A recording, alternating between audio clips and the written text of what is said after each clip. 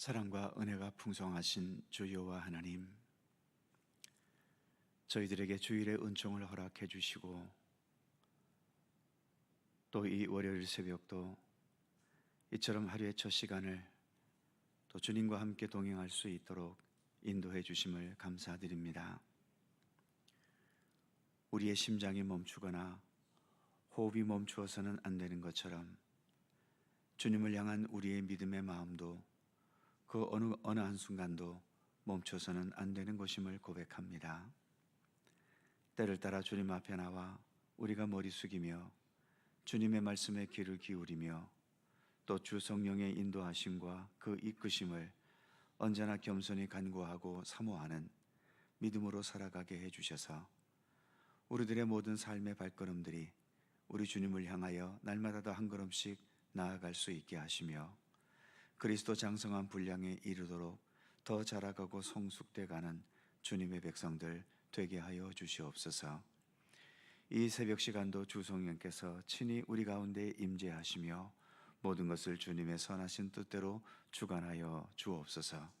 감사드리며 우리 주 예수 그리스도의 이름으로 기도하옵나이다. 아멘. 찬송 379장입니다. 379장.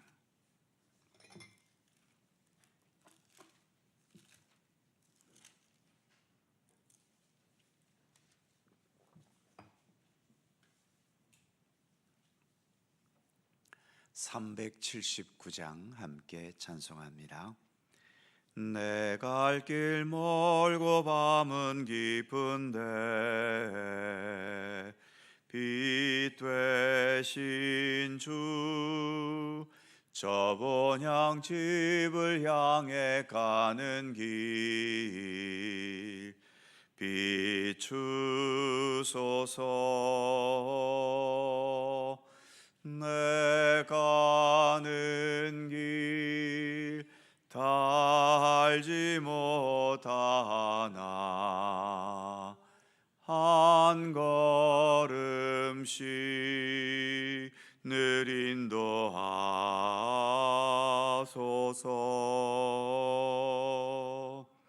이전에 방탕하게 지낼 때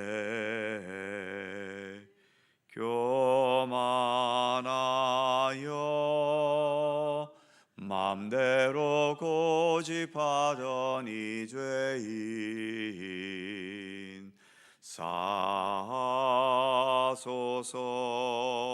사소서. 내 지은 죄 다 기억 마시고 주 뜻대로 늘 주장하소서.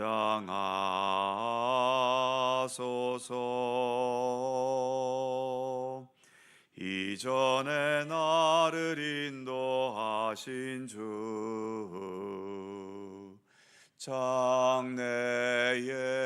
장래에도 내 앞에 험산 줄령 만날 때 도우소서.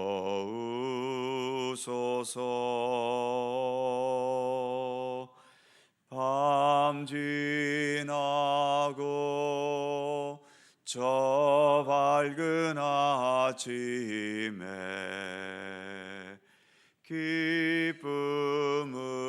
기쁨으로 내 주를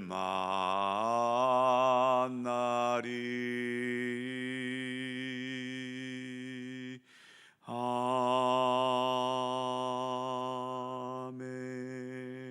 아멘.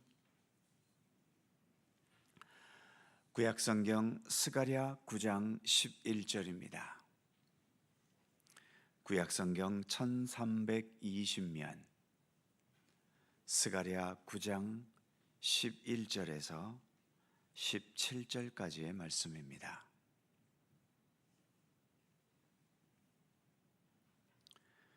스가랴 9장 11절에서 17절까지의 말씀 한 절씩 교독하겠습니다.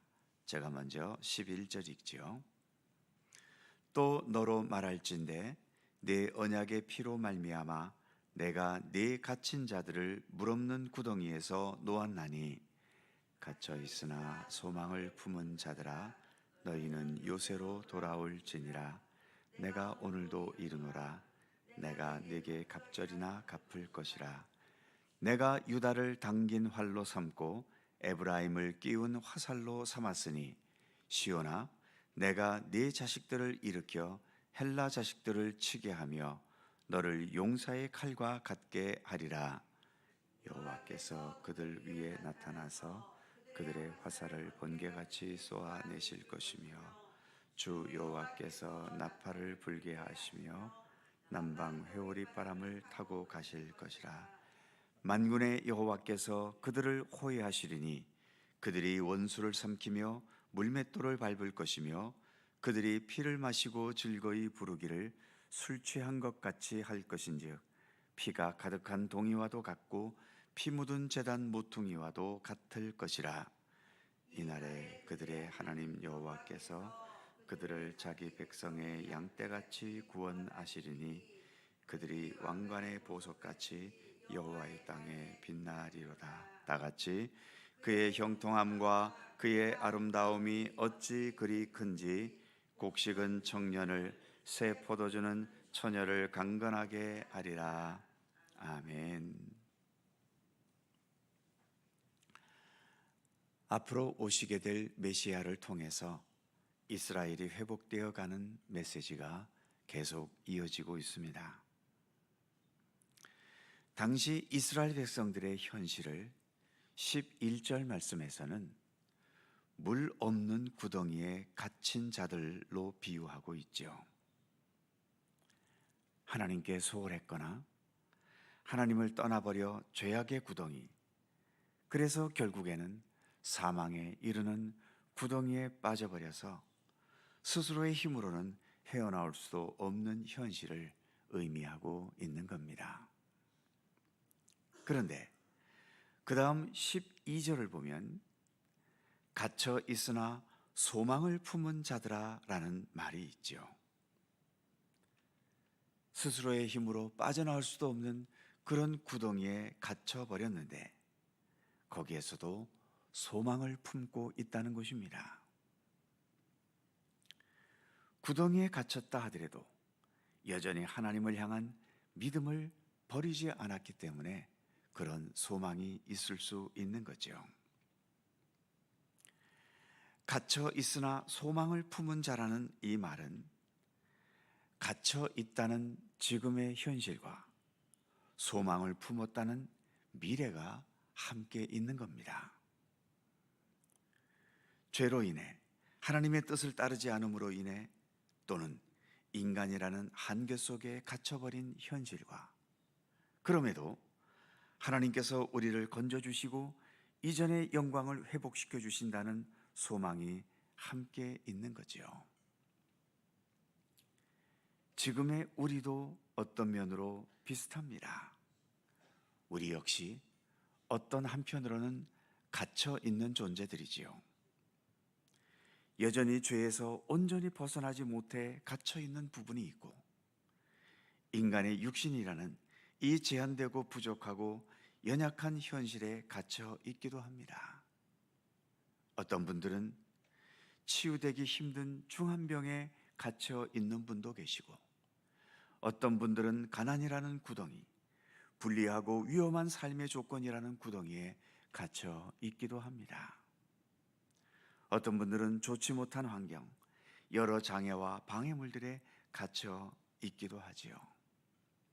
그런데 우리 믿음의 사람들은 그런 갇혀 있는 상황에서도 예수 그리스도를 바라보고 하나님을 소망할 수 있는 사람들인 것입니다.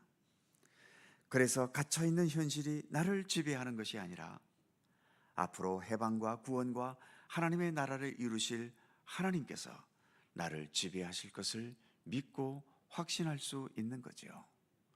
그 소망이 우리를 갇혀있는 이 현실에서도 넘어지거나 무너지지 않고 꿋꿋하고 견고하고 올바른 믿음으로 오늘을 살게 하는 것입니다.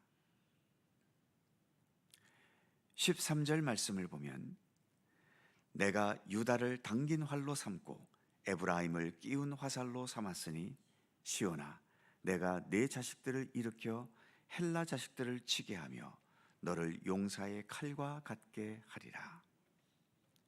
이제 하나님께서 이 연약한 백성들이지만 이 백성들의 직접적인 지휘관이 되셔서 이 힘없는 백성들을 활이 되게 하고 화살이 되게 하고 용사의 칼과 같게 해서 그 당시 세계를 휩쓸던 헬라 제국의 자식들을 치게 하실 것이다 라고 말씀합니다. 이어지는 14절에서 하나님의 활동에 대한 묘사가 이어지고 있지요.